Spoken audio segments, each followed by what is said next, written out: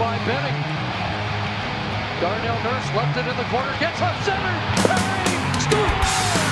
Corey Perry! Ilya able to shake away from Solani. It's given away to Solani. Around in front. Score! Teemu Solani with the steal. Three of the fans want one. Score! Off the floor! On the board! Paul Kariya!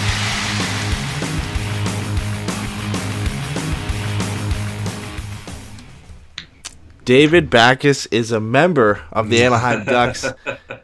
If only this was 2014 and exactly. we brought in 2014's former St. Louis Blue David Backes, former 30-goal scorer David Backes. That would be nice. Yeah, and he'd fit into that lineup from 2014 and the style of the NHL at that time. That would be just beautiful. Okay, so I'm trying to remember. When did Ryan Kesler come over? What year was that? Well, that was around that time, right? Yeah, I think it was something similar to 2012, that. 2013, around there. Yeah, If you had a choice, now not assuming you can't look at what happened to Ryan Kesler now. Kesler. Would you rather have Kesler or 2014 30 goal scorer, 50, 60 point David Backes? We're splitting hairs a little bit. And they're both big bad guys. One could put it in the pocket a little bit more, but I think Kesler was probably one of those guys that fit what the Ducks were doing at the time a lot better. They had a really lethal shutdown line. He was a good center face-off guy. We were really kind of dominant in that area. And he was a pain in the ass in front of the net. I'm not sure David Backes was necessarily that way, but they're very similar type players. But I'd still take Kesler because you have to. Yeah, he just fits. He fits so well in the culture. This team. Yeah, the culture of the Ducks. No, the culture, the locker room. He bought into the rivalry with the Kings. He was the king killer for his time when he was playing at his best here, and then we all remember the Cogliano, Kesler, Silfverberg line for that 5-6 years where they were one of the most dominant shutdown lines in the league. So you got to take Kes. Yeah, I wish he was still able to play. I mean, I think David Backes is going to get a shot here eventually to whether he slides into the bottom six or the top six, we'll end up seeing in a bit, but we'll cover that trade a little bit later in the show.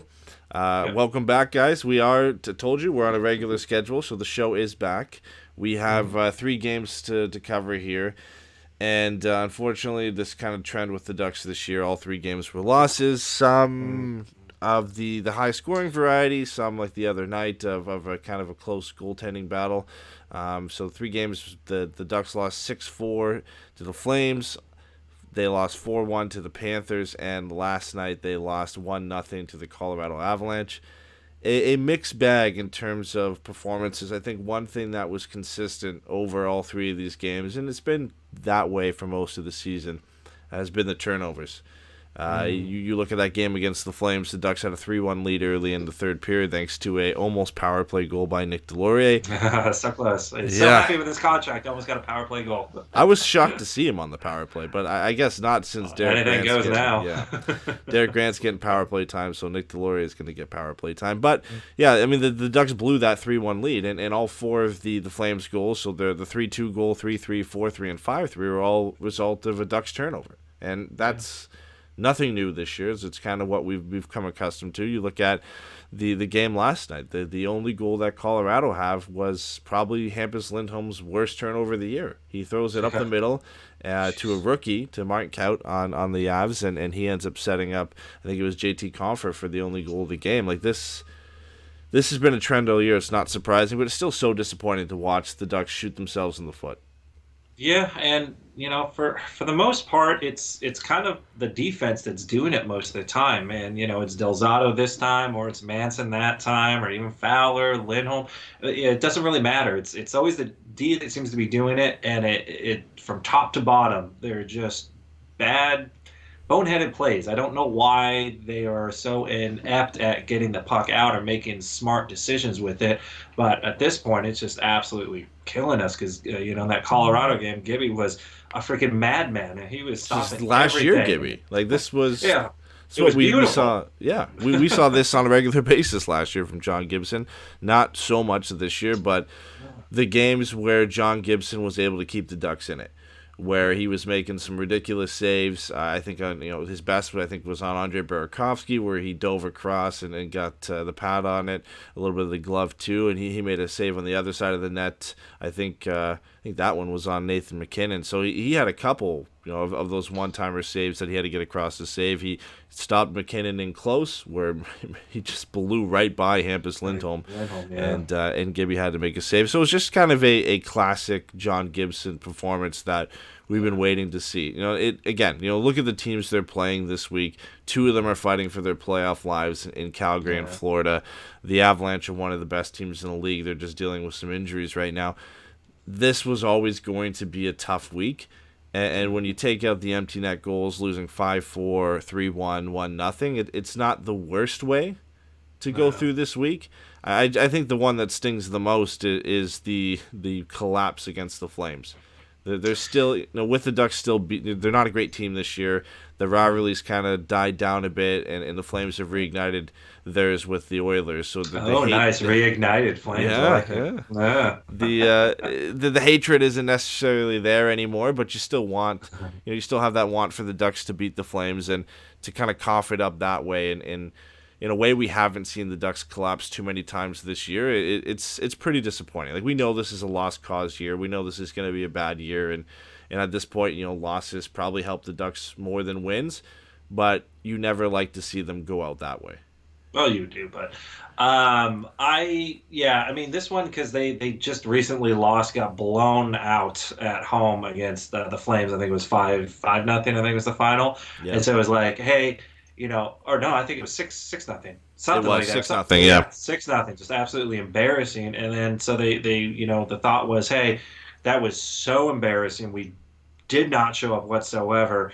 They kind of showed up at least a little bit, got the 3-goal lead, and then just had a monumental collapse. And then they haven't really been the same since that third period. They only scored 1 goal against Florida, no goals against Colorado. It's just all of a sudden, just everything's just kind of gone out the door, and it's almost like, well, there's not much else to play for at this point, other than just being spoiler and going through the motions. And it seems like that's what they're doing, and they've been doing for a while. It seems like this whole season really is just going through the motions. So they're not thinking about it. They're just making bad plays, and it's just the intensity is not quite there as much as I would like.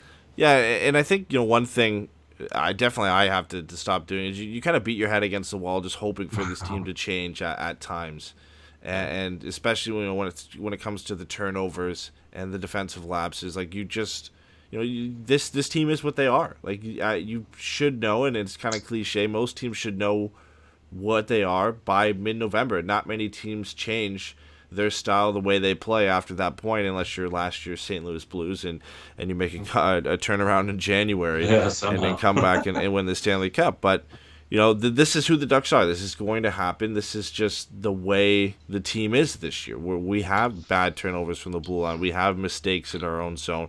They're not a great defensive team. They're arguably a little bit better than last year, but the mistakes are still there. Like, nothing's changed. The roster is still the same. We've now had some turnover with Ondrej Kase heading out to Boston. There's no, for any expectations that things are going to get any better by the end of the year, you can't really look for that. At most you can hope that you see some continued progression from the younger players, because now you would think with Kase gone, either Terry or Jones or Steele could get some more minutes on the power play or at 5-on-5 because of that. And if somebody else ends up getting moved out in a bigger deal as well, that could elevate their minutes. That's what you have to hope for now. And then maybe Trevor Zegras, his season with Boston ends a little bit early and he decides to make the transition over to the Ducks. Like, right now it's all about development of the youth and hoping and looking towards next year and the future beyond that.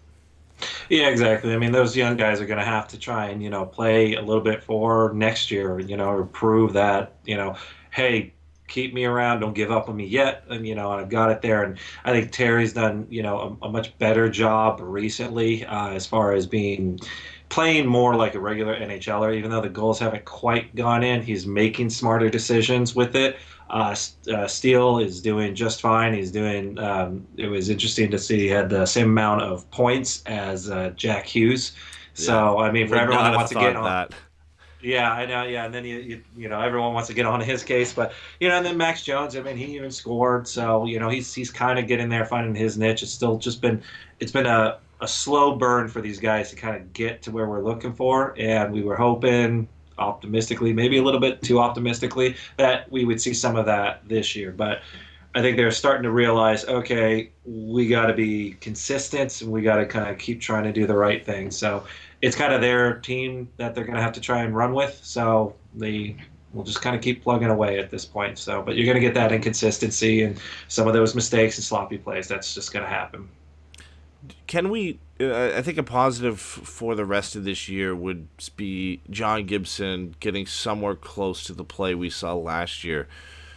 Do you think this is Last night. Yeah, do you think this is a spark maybe for him to finish the season strong? Like if you're looking for positives for the rest of this Ducks season, it would be John Gibson playing like this for the rest of the year and at least building some confidence and building some momentum heading into next season that the first half and the first, I guess, 2/3 of his season weren't that great, and I think he would be the first one to admit that.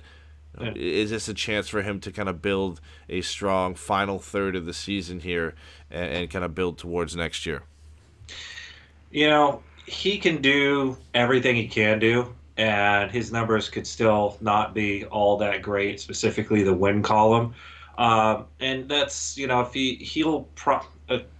goaltending's a little bit weird, and from a mental standpoint. So if like he came into this season, and I think he took on a little bit more of a leadership role this year, and so I don't know if that necessarily meant that he had to kind of really be more mentally engaged with the younger players and things like that. And that sometimes can maybe throw your game off a little bit when your role within the team changes a little bit and takes your focus off. And especially since the expectations were, hey, we might be able to actually compete, get in, that sort of deal. And now it's like, all right, it's pretty much not going to happen. I don't know if that almost just makes it easier for him to just focus on, all right, I'm just going to focus on my game, focus on what I can do. But, it sure would help if they'd stop turning the damn puck over so much, because I don't care how focused and into it you are mentally, you can only be in so many places at so many times, and you just start doing that over and over again. Goalie just loses confidence in everything around him, and then it becomes a guessing game. But he's one of those guys that can actually overcome that more so than a lot of other goalies. So, I don't expect him to do anything all that much different in his style. He's just going to keep playing, and hopefully, things kind of go his way a little bit better than they have. Yeah, and it's not like he's the only guy that was considered one of the elite goaltenders in the league that struggled this year, right? Like, Bobrovsky still is trying to get back on his feet with the Panthers. The Panthers are just a good enough team to stay in the playoff hunt this year. I mean, he nobody's taking the starting job from Bobrovsky there, and he hasn't been good. Freddie Anderson has not been great. You could argue the Leafs, just like the Panthers, aren't that great defensively in front of him, but the numbers show for Freddie that he's also struggling this year. And if you look also at exhausted. Yeah, I mean, these guys are playing a ton of games. Bobrovsky and Freddie, I think if you would go and look at shots against and the amount of minutes played this year, I would assume Freddie and Bobrovsky are near the top of that. So he's not the only one, and I think there's some solace there that he's playing on a not so great Ducks team this year, and that he still has the quality and the skill level that once the Ducks are ready to kind of turn the page here and be competitive again, that he has the ability to do this on a nightly basis once he has a little bit more structure in front of him. Yeah, and he's just probably gonna have to wait because it's gonna be a little bit. I hope hopefully they make a step next season, but I mean I think at this point it's kind of baby steps until the expansion draft, and then I'm hoping at that point, based on how all the dominoes fall leading up to that, just the Ducks are in a better spot with more experienced guys hitting the new NHL prime of their early to mid 20s. Yeah. At that point, you're hoping that Trevor Zegras has had at least 1 or 2 years in the league, and you've got some of the guys, Benoit Olivier Groulx, Braden Tracy, maybe some of the guys we draft this year, making their way into the fold. But it's wait and see now. I mean, that's the long haul. If you're John Gibson, you're kind of waiting for Bob Murray or potentially Bob Murray's successor, both of them, after the expansion draft to kind of turn things around and get the Ducks moving in the right direction. Before we get to the big news, obviously the Ondrej Kase trade, just a look at how some of the lines were looking with the trade and with some of the injuries. Jones was playing with Getzlaf and Raquel, so a nice little upgrade for Max Jones. He's been playing well. I've actually been pretty impressed. He had a goal over the last 3 games, so he had a couple other chances. I like seeing him get a bump in the lineup, and I've always liked seeing him play with Ryan Getzlaf because I think Getzlaf kind of benefits from having a player like that, and players who play like Max Jones does or like Nick Ritchie does, and Pat Maroon, if we remember Pat Maroon as well, they always kind of benefit from playing with a player like Ryan Getzlaf. So I hope this is something we see for the rest of the year because Max Jones has struggled, but he started to come on lately. Yeah, and Max Jones is kind of like, and all the guys you named, Richie, all those guys are like Corey Perry light, essentially. I mean, just they'll muck it up, they'll grind, they'll get in there, and out of all of them, I think Max Jones has the best potential for hands and finishing. And he's struggled to find that finishing touch so far this season. But when you have someone like Ryan Getzlaf there, over and over again, all of a sudden you start getting more of those chances. Maybe things slow down mentally for you, that you can kind of make those right moves at the right time and get those goals. So hopefully it kind of goes. You just got to wait and see. And at this point, with roughly about 20 plus games left, might as well just see if we can't really build some of that chemistry, kind of get some of these lines kind of locked in. Because I feel like at this point, I think we're all kind of like, okay, we're just going to play, and this is for next season. Let's see what starts to work. Let's build some chemistry somewhere. The monkey's off our back of, hey, we've got to try and get into the playoffs. It's probably not going to happen. I think if anybody's going to benefit the most from this Ondrej Kase trade, it could be Max Jones, because he was the guy that continually found himself on the fringe of being in the top 9 or being on the 4th line. Yeah. And now with Kase going out, there really is no path to the 4th line for Max Jones. Devon Shore has been scratched, presumably for most of the games before this trade ended up happening. He's found his way back into the lineup here, but I don't see any way for Jones to really get out of the lineup now or out of that top 6 or top 9 unless he plays his way out of there. Daniel Sprong, you could argue that maybe he benefits the most from a trade, from the Ondrej Kase trade, because he could find his way back into the Ducks lineup. Kiefer Sherwood possibly as well. But when we're looking at current players in the lineup here, I think Max Jones has been the immediate benefactor, jumping up and playing on that top line. Henrique, Terry, and Ritchie, they're continuing to stay together. I think they've looked good. Obviously, Adam Henrique's been one of the Ducks' best players over the last 15 to 20 games here, so no surprise that they're together. And then now with Devon Shore jumping back into the lineup, Sam Steele is playing with Jakob Silfverberg and Devon Shore. And, talking with the young guys, I've liked the play of Sam Steele over the last little stretch here. Points haven't really been coming, but the points haven't been coming for almost anybody not named Adam Henrique or Jakob Silfverberg. So, if you look at who's kind of played the best two-way game over the last stretch here, I think that's been Sam Steele, and it's nice to see some development there. I don't think we're at the point where I thought he would be this year, where I thought he might be a player that'd be pushing Adam Henrique out of the lineup. Clearly, we're not at that point yet. Nope. But he's the way Henrique's playing. Yeah, he's at least established himself as a decent third line center in the NHL right now. I think that we can say for sure, but he's got a little ways to go offensively to push his way into a second line center conversation. Yeah, and I mean, you still got to think of it. He's maybe he's got a full 82 games at this point under his belt from last season and this season.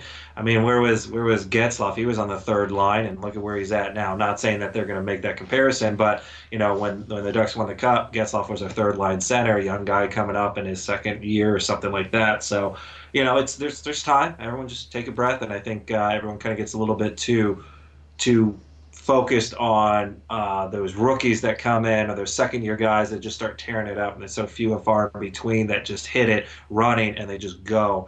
And so if you get too hung up on, these guys are touted so high, and then you give them, a year, and you're like, this guy's not doing anything for us. It's just like they'll get there. Just give them the time. If they're showing they can prove that they can be, at this stage lower in the bottom six as forwards, just give them a year or two, and they'll start proving they can go up that next rung. They're not going to just stay there forever. Just give them a little bit of time. So I am also pleased with where they're at. Always optimistic they can go a little bit faster, up that depth chart. But it is what it is. That's just wishful thinking. Yeah, I think that the most impressive thing about Sam Steele is the fact that he's playing center. Like the transition for him from playing center in junior, playing center in the NHL has gone a lot smoother than I thought it would. I mean, he understands the two-way game and the defensive side of the game at a higher level than I thought he would. And I'm honestly more excited by that development because I feel at some point when he gets more comfortable and has a bit more experience under his belt that the points will come. Like he is a skilled enough player that I think eventually he'll become an Adam Henrique type player where you're expecting 40 to 50 points. But it's going to take some time. And I think, I'm more impressed with the fact that he's above 50% in the faceoff dot, and he's a reliable player in his own end, and he forechecks hard, and he makes the right plays and the smart, quick plays. Like, those are things that generally take longer to develop from a player jumping right from junior into the NHL that plays center. So I'm extremely happy with that progress that he's made. A lot of people get hung up on looking at the point totals, but you've got to kind of, especially when you're trying to analyze centers and young centers especially, you got to look at kind of the whole picture. Yeah, and I think it kind of says a lot. I mean, they could easily have Derek Grant be that third line center, and they could have Rowney in there as the fourth line center, and then they could have a number of wings come in to take over Rowney's spot and make Steele, or have Steele go down to fourth line center. But they think Sam Steele's good, and they even kind of bounce them around up and down. But I mean, there are other centers that maybe have a little bit more longevity and maybe a better track record. But the Ducks are completely fine with where Sam Steele's progression is at. So that does say a lot, and they have confidence in him. So he's playing in a lot of different situations. We had a question in the chat from Realize. He said, "What's wrong with Raquel? Is he playing injured?" I don't want to say I can dispute that because Raquel does seem a bit off. That's for sure. And with the news coming out that Fowler now has a lower body injury and he's been dealing an MRI, with it. and it's just something that's been nagging him for a while. No indication of how long it's been nagging him, but it's not out of the question to say that Raquel could be dealing with the same thing. A nagging injury that is seeming to just start getting worse and worse and harder to deal with. I don't want to speculate and say that's the case, but there definitely does look like something's off with Ricardo. It's different. Yeah, I mean, go ahead. I was gonna say whether it's fatigue and injury, the weight of your name being thrown out there in the trade deadline. It could be a bunch of different things. Yeah, he needs to find his next Katie. Whoever that was, who was the 21st Duck that just invigorated him and had it going. No, yeah, it's the same thing. Yeah, he's off. He's not as engaged, and that doesn't strike me as where he's just disillusioned about the Ducks, and then he's just calling it in at this point. So I would lean a little bit more to there's something that's been going on for a while, but it's not bad enough to knock him out. And I think we as the Ducks continue probably to plummet in the standings, or there's really no hope, maybe they start say all of a sudden he's like, yeah, he's off, he's a lower body injury, and it's 2 days, 3 days, and then something comes out later where like, oh yeah, he's been dealing with this thing forever, we're just gonna nip it in the bud now so he gets a head start on it. But at this point, yeah, he's definitely a different player, and when he's not as engaged in it, it's tough to watch as a fan because you're like, well, damn, well, what's he doing? If he doesn't want to try, let's get somebody who will. So I just want to see effort, I think. Even if it doesn't go your way, just at least you tried. Yeah. He's going to be relied on heavily now, losing Ondrej Kase from the fold. The offense is going to have to come somewhere, so we're going to have to see some sort of improvement from Ricardo Raquel, whether it be for the rest of this year or heading into next year. But let's get into that trade. Obviously, the biggest news of the podcast, Ondrej Kase traded to the Boston Bruins. Not super surprising in the destination, maybe just surprising that the deal actually happened and it went through. relatively close to the same time last year that Bob Murray made the Brandon Montour trade. Similar-ish in the return in terms of a late first round pick, not a prospect at the quality and NHL readiness of Brendan Gooley, but also bringing in David Backes. We had mentioned on the podcast last week that Pierre LeBrun had listed Ondrej Kase in one of his most his trades that make a lot of sense, and he had listed Ondrej Kase going to the Bruins for Oscar Steen in a 2023. Obviously, the return ends up being Kase for Axel Andersson, a 2021, and David Backes, who is retained at 25% from the Boston Bruins. So it's about just over $3 million in cap savings for the Bruins. I think it's a decent haul. Now, at first, before the cap news came out, because you weren't happy about it, I had to argue with you. when the news came out, it was Backes, Axel Andersson, a first for Kase. That was it. It's not a bad deal, but when if you're trying to assume that the Ducks are all bringing on the full $6 million of cap relief for a team like the Boston Bruins, you would think that $6 million in relief for a team like that is worth at least a first round pick, and then you start making assumptions that is Ondrej Kase just worth Axel Andersson. That's a little bit of a low ball there, but then when the news came in that it's only about $3 million, and the opinions on Axel Andersson vary widely. Scott Wheeler has him 11th, the 11th ranked prospect in the Bruins system, and the Bruins have the 30th ranked prospect system. Then you look at elite prospects in Catherine Silverman, who has Axel Andersson as the 4th ranked prospect in the Bruins system, in the 27th ranked prospect pool. So there are varying opinions, like there always are on prospects, but I think Axel Andersson being a right shot defenseman who is a little bit more offensive minded, you definitely get some split opinions there. There always is. Brandon Montour had a ton of them, where people wonder, is this guy's speed going to transfer? Is the offense going to transfer from Sweden to the WHL where he's playing now to the NHL at some point? How is he going to transition to North America? Is he undersized? Is the speed enough? Like, these are always things that come with every player, but especially guys making that transition from Europe and defensemen who are offensive minded. But I think in the end, the Ducks got what they needed in terms of assets. They got a first round pick that they desperately needed in the deep draft. They needed to have 2 first-round picks, I believe, going into this year's draft. And they got a right-handed shot defense prospect because they don't have any right now. Hunter Drew is really the only one. And you bring in a guy who can play in San Diego this year, but I don't think the Gulls are going to pull him out of a competitive team where he's playing with Ducks prospect Benoit Lerieux. But he's a guy who's maybe a little bit easier to pull into the Gulls system next year and fast track a little bit to the NHL. He's not locked in to that CHL contract situation where he can't come up and play right away. So all in all, I think they got a decent deal. I think it just depends on how much you value Ondrej Kase, but we'll get into that a bit. I want to hear your opinions on this trade.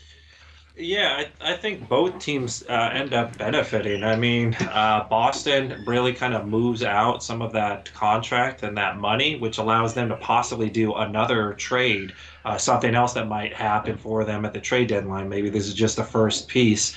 And, they get out of that horrible Backes contract that they got him under. They got Kase, and that's good. They gave up a first. Yeah, it's a late first, but the win for the Ducks on that one, in my opinion, is that late first, the Ducks are so good at drafting that they usually get guys in the late first round that turn into great draft great players. Raquel is the one that comes to mind right now in the late first. So the fact they get 2 of them, and who knows if they end up flipping that one for something better, who knows exactly what they're going to do. They're better trading at the draft anyways. So from my perspective, Kase, I like his toolkit. He's awesome. He's a dynamic player, and I've said that before. And he's a fancy stats darling that everyone likes. Yep. On 5-on-5, and that's great. But that hasn't translated this year. It didn't translate last year. Horrible system last year, yes. His best year was the season before, and he still only hit 20. So he's a guy who's hit 20 once and has had almost more concussions than anybody else, at least within the Ducks organization, in recent times. So when it's a concussion and someone who constantly seems to get them at least once a year, I get really worried that at some point he takes a hit, or he doesn't even have to take a hit. Sometimes you just go into the boards or something, and or you fall and you hit your head or something, and then all of a sudden it's just the career is over. They're never the same person. He seems off this season. He's underproducing, and so I think my biggest concern was just what's his health, because he could literally be gone with one more hit and you've got nothing to show for it. We get a first round for it. We get Backus, who might be able to kind of help out a little bit with whatever he's going to do. It's not going to be anything substantial, but we get a first for a guy who could have a lot of concussion problems moving forward and may not have a long career. We get a right-handed shot defenseman, which we've been clamoring to try and get, even though he's maybe not the elite top right-handed guy. You always need a 5'6" guy, and if he can fill that 5'6" role, which is where most people maybe have him slated as that's where he's going to be, that's fine. You're going to need that guy in there anyways, and the Ducks are so short-handed in that spot that it's good. We got what we wanted with the right-handed shot guy. It's not a top one, but it's someone who's going to hopefully be steady. First round pick. Now we've got two. We got rid of a guy who could potentially be good, but really hasn't shown it other than a 120 goal season and a bunch of concussions. We take on a contract which does Boston a favor, almost like, hey, we'll take this. You take some of that back. Sometimes those trades happen where GM's like, listen, I'll help you out here, get you underneath, out of this contract. We're in a position to kind of help you down the road. I might be coming back to call on that favor a little bit. Yep. So who knows if that's the way it ends up going or that's the conversation that happened. But all in all, I think the Ducks did a good job in what they needed to get. Boston addressed their need. They get another winger that can play on the second line that can be potentially a lethal goal scorer. Hopefully, we just got to see if that's going to pan out. And so this trade really won't get broken down until who do we draft, or what did we do with that draft pick, and what does Kase do, and where does his career go? Yeah, I honestly think this whole trade hinges on Ondrej Kase. If he fulfills the potential and he scores 20 goals for the next 6 to 7 years, then if you're the Ducks, you lose. You might hit on that draft pick, but you lose. Like, you lose if he develops into the player you hope that he could be. But the difference with Ondrej Kase is the injury problems. Like, you're telling me right now he doesn't have a concussion. He's missed 7 games after getting hit in the head from Jake Muzzin. Dude, the flu is insane. You have no idea. Cut the bullshit. It's not an illness. Like, this guy has a concussion. Yeah. And whether that's them trying to not put that out there because they wanted to trade him, who knows? But he's been put on the IR for the Bruins right after getting traded. Like, the Ducks would have had to disclose that he was injured. You can't trade him without disclosing if he has any injuries right now. So the Bruins obviously know this, but there's no way I can't. Maybe he also has an illness at the same time. But you look at that hit from Jake Muzzin and the fact he's missed this much time. You kind of come to the conclusion it's likely another concussion for Ondrej Kase. Maybe a minor one, or the other theory is he got traded, and then on the flight to Boston, there was turbulence, and it bumped him a little bit, and then he got a concussion, and now he's on IR. That's what you get, Boston. I hope he does well, but Ondrej Kase was one of those players. Me too. Everyone does. Yeah, he's just one of those players who, how long can you go undervalued for, right? How many times have we seen the narrative around a player is he's so undervalued, and we're just waiting for that breakout season. Well, what if it never happens? Like, there's players just like Ondrej Kase, where it's never happened, and whether it's due to injuries or they just never got to that mark, like, how long are we going to sit here and say, Ondrej Kase is a 25 to 30 goal scorer, and till it happens? Maybe it happens every once or twice in his career because he has that skill level, but he just can't put it together on a consistent basis. Like, there was real risk around banking on Ondrej Kase, and I think when you look at what the Ducks got in return, it helps them more now and in the future than taking that gamble on Ondrej Kase. And I think Bob Murray goes into this deal and makes this deal knowing full well he could lose this. But I think he banks on his scouting department, both in the first-round pick and Axel Anderson, knowing that getting those two pieces are more of a chance that you can turn those into something than waiting for Ondrej Kase to pan out. Like, I loved Ondrej Kase, and I know all the analytics people do, but you start seeing other opinions when these trades happen, where there are other members of the media of the league and NHL execs who come out and say, I wouldn't have done that with Ondrej Kase. There's a ton of people who think he is an undervalued player and that eventually, he's going to prove people wrong. But then there's some people who don't think he'll hit that mark. And that, he's one of those players who they go undervalued for their whole career until they're overhyped or until they're overvalued. Like that's just the way it happens sometime. And honestly, and truly, I hope Ondrej Kase figures it out. I hope he has a great career with the Boston Bruins because he's a great guy. But he's just such a gamble right now, especially when you throw in the health issues with that this guy could figure it out, but then he's also potentially one concussion away from never playing again. Like that's the realistic side of it. Like if he had no concussion history. And you're just banking on him. I'd be on a completely different page. And you're just banking on his skill and maybe him hitting that potential, then it's a completely different story here. But the fact that he's had 3 or 4 concussions, and even if he does figure it out, he could be one hit away from just career over. Like that is something the Ducks can't afford to happen, especially when you can get a first round pick and a prospect in a position where you are severely lacking in depth. And like I said before, his style leaves him more vulnerable than most to collisions. I mean, he is the energized body. He goes around, he hunts, he goes for everything. And sometimes he's so focused on this thing, doesn't see this thing happening. And that could be in a practice, that could be just bumping your own teammate, just at the wrong time. And it's just, once you've built up a few concussions, I become extremely wary of the very next little bump that has nothing to do with anything. And I don't know if that comes from me seeing Paul Kariya getting a cross-check in the jaw and was just never the same after that. And I remember just getting a bunch, just nudged, nothing bad. He was gone. I mean, then he got obviously destroyed by Stevens. But, it's just I guess I have that fear of someone that early on getting that many concussions. What's the longevity, especially that style that he ends up playing. So, yeah, if we're not talking about any concussions, I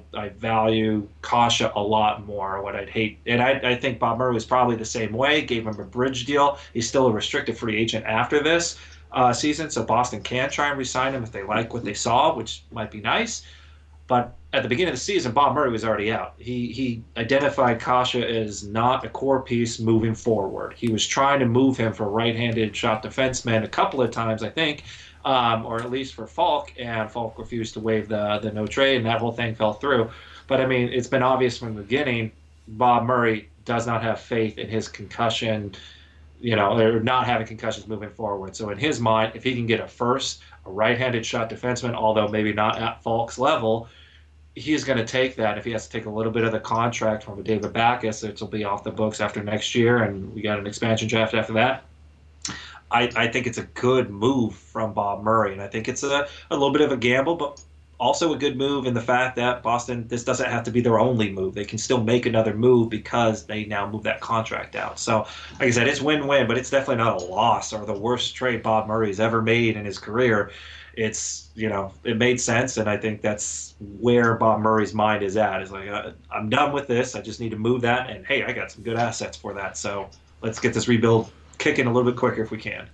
The one thing I like about getting the late first too is I think it kind of eases your mind on that first pick that the Ducks will have in the first round. Hopefully a top 5 pick where you're not making choices based on needs, right? It allows you to really take the best player available. And we saw that last year's draft where, yes, the Ducks needed a center like Trevor Zegras, but we saw the comments from Bob Murray after the draft saying having that second first-round pick allowed them to just say, we're going to take the best player available. I think Trevor Zegras falling to them was an obvious choice that they were going to take him, but it gives you that freedom that if they don't think Jamie Drysdale is the best player available, they don't have to go and draft a right-shot defenseman that high in the draft. They could take another center or a winger if they think that player is better than Jamie Drysdale and maybe focus on a defenseman later on with their second pick in the first round. It just gives you, I think, that flexibility to kind of go out and pick the guy, no matter who it is, no matter what position they are. the best player available in the draft. And this is what the Ducks need to do right now. They don't need to be worried about filling a hole on right shot defenseman for the long-term future, filling a spot on left wing or wherever it may be. The Ducks, at that top half of the draft and with a top 10 pick, need to take the best player available. And I also think getting a player like Axel Andersson, maybe if he, his ceiling is only a 5 or a 6 defenseman, but getting some depth in that right spot allows you to make some easier decisions at this year's draft as well, because now there's still a glaring hole there, but at least you have a piece there, or a couple pieces there in Axel Andersson and Hunter Drew instead of just Hunter Drew, and that's it. You've got some freedom there to kind of go out and be a bit more comfortable come draft day. Yeah, and another thing, if the Ducks are finally kind of realizing that, hey, we are more in a rebuild, not necessarily a retool, it's going to be tough doing that with this draft year if you're only going to have 5 out of a possible 7 picks. I mean, they don't have draft picks stocked up this year. So the fact that they went from 5 to 6, and 2 of them are now first-round picks, that definitely helps if your mind is set to, we need to kind of restock that. What once was a great farm system is now kind of depleted. We don't have that next guy coming in. Let's try and stock up some of those draft picks. So, you can take a chance on this guy because you got this other one coming in, or you can use that to, this draft pick and that draft pick and get a higher first-round draft pick if that's what you want to do. And they'll figure out what they want to do because they're always good at drafts. They're always good at scouting and getting the right value, especially even later in the first round. So yeah, and you look at the comments too. Apparently Murray and the scouting staff has scouted Axel Andersson since he was 15, and apparently they're Todd Marchant and the scouts are routinely asked about getting him, the chances of getting him in a trade. I don't know how legitimate those comments are, but if they are, this is clearly a guy that the scouting department and the Anaheim Ducks hockey operations department likes.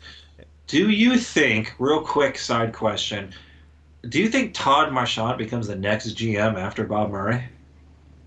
They're possibly. Who knows? That almost kind of makes sense because he's into player development. He's been trying. It seems like they're almost kind of working together. I think he gets an interview.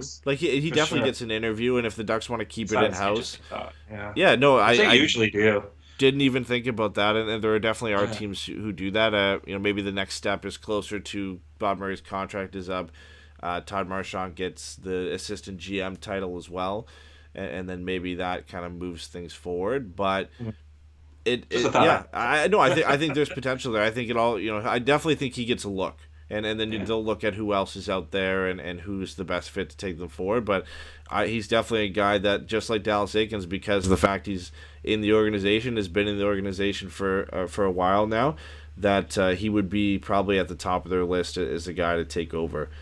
Last to kind of sum up here on the Ondrej Kase situation, apparently LeBrun put out an article that a few other teams were interested. No surprise that the Hurricanes were still sniffing around on Ondrej Kase after missing out on him earlier in the year.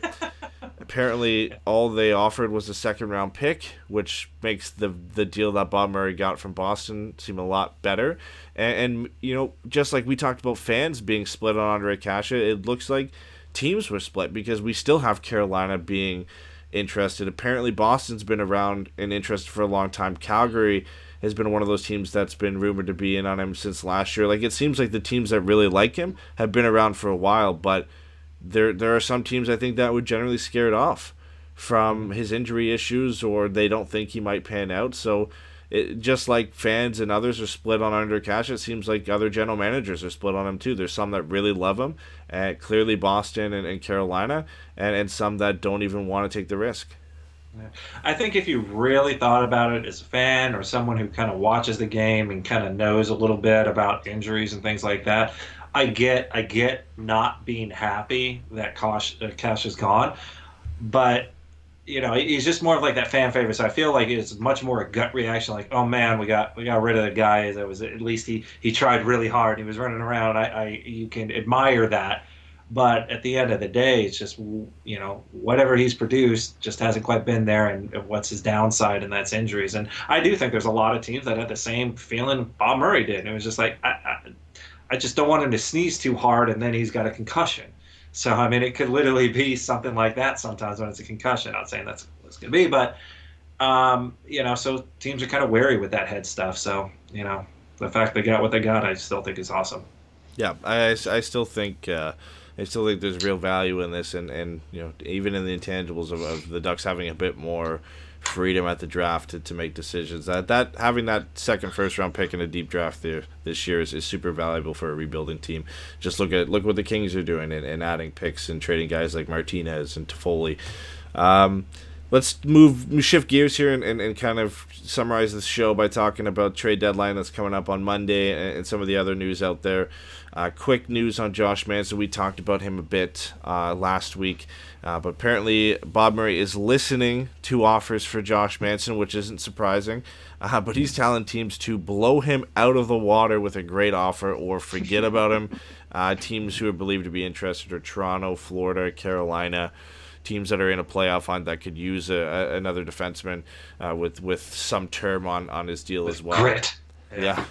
So Toronto's been I think at the forefront of that because I think he fits perfectly into what they're looking for. The problem with the Leafs is they don't have a first round pick. They don't have a ton of great prospects. I don't think the Leafs benefit from bringing in a player like Kasperi Kapanen. They literally just shipped out a Kasperi Kapanen in Ondrej Kase to the Boston Bruins. I don't think bringing in another one is something they need to look to do right now. And if you're trading Josh Manson, I think you need a first round pick. Yeah. If it was a first round pick and Timothy Liljegren and the Ducks get another right shot prospect who's a little bit better than Axel Andersson and is Swedish and getting a first round pick, then maybe that's Swedish. The case. Maybe the Leafs, I don't even know if they have a 2021 pick. They might not, but maybe they part with that and the Ducks try and go that route. But at this point, it seems like teams would have to offer even more than that to get Josh Manson. And the Ducks don't have to trade him. He has term left. If they don't want to trade him this year, there'll be interest in him next year. Like, it's not like he's a UFA and they're going to lose him for nothing. Yeah, Toronto does not have a first round. They do have a second, but they don't have a third. So literally the best they could probably offer is a second for Josh Manson. Do the Leafs have a first next year? Or no? Yes, they do, but it's conditional, I think. So it's conditional between the second and first. So I think there was some sort of trade. I think it's the Jake Muzzin trade. Yeah. So, conditional picks. The Leafs pick is top 10 in 2020. The 2020 first round pick is sent to the Hurricanes. I think that was for Marleau. Yeah, that Marleau deal. Jeez, the Leafs paid heavily to get that money off the books. Yeah. Let's look at the trade, kind of a trade tier list. I know the Athletic did this in terms of who they think could go. I put together a few of them here on guys who I think could very likely to go, guys that make sense but probably not very likely to get traded. Then obviously the big pieces, and we'll talk a couple minutes on each of these guys here. But first one up from the very likely tier, we've got Derek Grant, upcoming unrestricted free agent, having a career season. Interest in a guy like this would be high, and you would have to think the Ducks would sell high on him with the real possible chance that they could re-sign him in free agency if they want.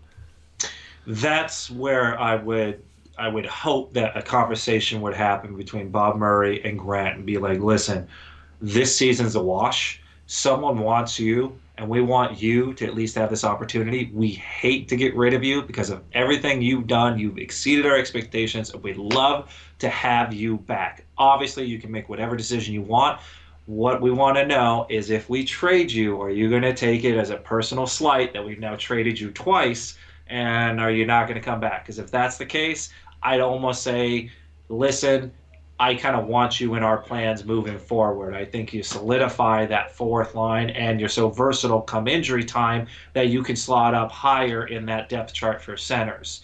I would say have that conversation with him, and if he's like, listen, we're not going to win. Maybe I'll get a shot there, and I love it here, and I have great success here. So once the off season happens, I'd be happy to re-sign, re-up with you guys, and we'll a gentleman's agreement at that point on possibly doing that. But I would hate for them to make that trade, and then that's where Grant goes, all right, this team obviously is just using me for whatever, and I'm not that valued for what they want. And some players will have that attitude towards it. I don't see that as the case, so I'd hate to piss him off and make him not come back, I think the conversation would be had that, listen, Grant, Derek, we're trading you to get assets. You're an unrestricted free agent. We will bring you back in free agency if you want to come back.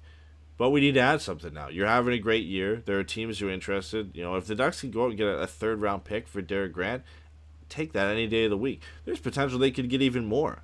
I mean, a third-round pick for Derek Grant is a lot, but look what Blake Coleman got. Yeah, Blake Coleman's a 20-goal scorer and has 30 points this year, but does a lot of the things that Derek Grant does. Penalty kill. Derek Grant wins face-offs. There's a chance Derek Grant could fetch you at least a third, and on a very, very high end, a third and a prospect that you could start building into your system. And then, like we mentioned, you go back and get him in free agency. And there's a real chance and a very good chance he wants to come back, because the only place he's had success in the NHL is here. So I can see it. I honestly, I think it's a deal the Ducks have to make. And I don't think Derek Grant would be upset by it. You say, hey, man, you're going to go to a very good team potentially, have a chance to go play some playoff hockey, add to your value, and we're willing to pay you if you come back and sign with us in free agency. I honestly think that's a deal the Ducks have to be made. Along the same lines as being an unrestricted free agent and got dealt last year, Michael Del Zotto having a better year this year. I think he's gone. I can't see why the Ducks would keep him. Josh Mahura could just come up and play, which he should be. And if you can get a 5th-round pick, got a 7th, I think, last year for Del Zotto. If you get a 5th-round pick for Del Zotto, take it. If you get a 3rd for Grant and a 5th for Del Zotto, you've added now 5 picks in the first 3 rounds. You add a 5th, 2 5ths, because the Ducks don't have a 4th. So you're kind of adding in some assets here to get some players. And yeah, you don't ever really hit that much on a 5th-round pick, but Del Zotto's a guy, I don't think they're going to bring back in free agency. Yeah. And if somebody is showing interest, which I think teams will, you're looking at some of the defensemen who've gone, and the fact that Stanley Cup winner. Well, yeah, and the fact that the Blues bought him last year, and he wasn't even that good last year. He's playing better this year. He's playing more minutes this year. There will be teams that I think would be interested in Michael Del Zotto. And I think I think he's the most likely to go. I think it's him, then Derek Grant, and then we start moving into the ifs, ands, and buts from there. Whatever you get for Del Zotto is a win, because I can't see us really bringing him back. I'd much rather have Chris Weidman come up with how great he's played in the AHL than having Del Zotto, or name any other person that keeps going in and out with him, Holzer here, there, and ever. It just doesn't matter. He hasn't blown me away with his play. He's had some nice goals, some good chances. He's also had horrific turnovers, and he's not consistently in the lineup. This guy's not going to really be with us next year. And he's not really necessary for a team that's not making the playoffs this year. Put him on somebody else who might make something. And if we get a 7th, a 6th, a 5th, it's all more than what we had at the trade deadline if we keep him. So, because we aren't re-signing him. All right, moving into the makes sense but not likely category, we have restricted free agent or upcoming restricted free agent Devin Shore. The reason he's here is because he's a restricted free agent, and I think there would be some interest in him, and it makes sense. The reason it's not likely is because if the Ducks do move Derek Grant, there's only so many players you can move out for picks and prospects before you don't have a roster anymore. And the Ducks need to still play hockey here, and they need some players in here, and I think you're getting more for Derek Grant than you are for Devin Shore. And if if the return for Devin Shore is a 6th-round pick or a 5th-round pick, just keep him. Keep him. He's an RFA. You don't have to sign him. You could trade his rights to somebody for probably the same amount that you would get for him at the deadline. If somebody wows you and gives you a 4th or a 3rd, then go for it, and then make a move by bringing somebody up from San Diego like Kiefer Sherwood and playing them. That's not the end of the world. So, I think he fits in that category where it makes sense because he's a restricted free agent, because I don't know if the Ducks are going to bring him back next year. But it's if those other deals go through where they move a forward or 2 out, you do need somebody to still stick around and play some hockey. I think they have those guys that are kind of there and been kind of held back almost a little bit. Your Sprongs, your Sherwoods, those guys that could probably go in and fill that role. And even if you move Shore and you move Grant to get those draft picks, like I said, Rowney can move into the center position. You can bring in a Sprong on the side or a Sherwood on the side there to make up that spot. And especially guys that they probably want to give a little bit more look this year anyways, to try and see what they might be able to do next year and kind of assess whether or not these guys are NHL ready come next year. And then that has them in a certain mindset once they go to the draft, hey, we're nowhere near there. How far away are we? What do the upcoming guys really bring to our team? So I'm on board. I think it actually makes a little bit more sense to have Short go as well. It just depends, what are you going to get for him? If it's not that much, then keep him. See what you can do with it. But yeah, I would say that makes a lot of sense to do. Here's Ryan a Miller. guy. Yeah, this is the guy who's up, man. Ryan Miller's up because it makes sense. He's an unrestricted free agent. He's playing some decent hockey. He's playing not behind a not so great team defensively, but had a great year last year. And there would be interest 100% in a guy like Ryan Miller. I'm trying to remember what the Leafs paid for Jack Campbell a couple days ago. I'm gonna look that up. Yeah, but in the meantime, Ryan Miller, I mean, that was kind of brought up too, where he could have been traded at the trade deadline last year. And I think they went to him and he said, I don't want to move. The whole reason I'm signing here is to be here. I have no interest in going over there. And I think that's why they didn't really move him. So that's why I also feel it's probably unlikely, although it would make sense. I think this one's way more unlikely. I think he's completely fine being in the role that he's at right now. So, he doesn't necessarily really have, I don't say a desire to go chase the cup, but it just, I think he's more focused on just his location rather than where he's got to go. So. Yeah, so just looked up that Jack Campbell deal. So the Leafs got Kyle Clifford and Jack Campbell for Trevor Moore, a third-round pick this year, a third-round pick next year. So you could assume that Clifford got the player in the third, and Campbell got a third on his own. So I would think Ryan Miller's at least worth a third or a fourth. As an unrestricted free agent, maybe he gets less because of the age and the fact that he probably won't re-sign wherever he gets. But a third or a fourth, I think, is what Ryan Miller could command. There's definite interest, I would think, from teams out there looking for a backup goaltender to lighten the load on their starting netminder for the rest of the year. You could think Florida. I think Florida would be a good one. Yeah. The Winnipeg Jets with Laurent Brossoit not being a great option behind Connor Hellebuck. There are teams I think that would have some interest in Ryan Miller. I just don't know if he's a guy who wants to move at this point. And if he tells Bob Murray he doesn't want to move, he's one of those guys, I think, that Bob Murray would say, okay, I'm not going to move you. Unless if a team was going to give me a second-round pick, sorry, you're out. But I'm not going to force a move through for you. You got a family here, and likely this could be your last year. If you want to come back next year, you're only really coming back here.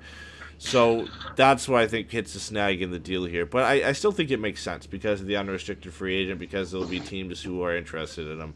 And that you could fetch a decent pick for him as well. Yeah.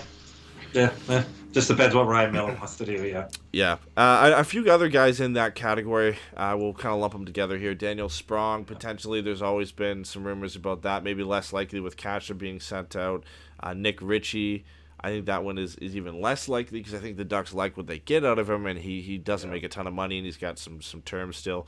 And then Jacob Larsson, he's a restricted free agent and hasn't been that great this year. But if the Ducks move out Michael Del Zotto, then you need somebody to stick around and play. I think Mahura's higher up, right? I would say. Yeah, but you still need. I think you still need 7 guys, and you need Holzer. Yeah, I just think. I don't think Larsson gets traded. I think you could. I think he's still a guy you can wait on.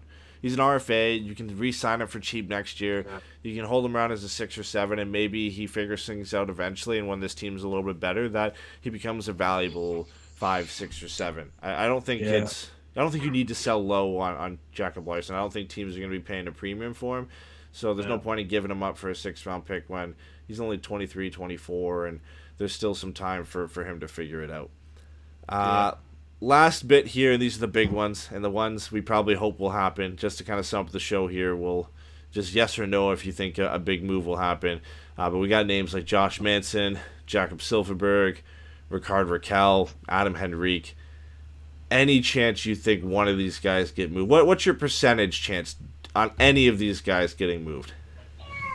They'd all have to be overpaid. I think teams would have to overpay for him. Henrique, we're not moving. He literally leads us in goals. He's our second line center. That allows Sam Steele a little bit more time to rejuvenate, to reach his potential without having to be just thrown into every situation. Getzlaf doesn't have to necessarily carry the team as the number one center for most times.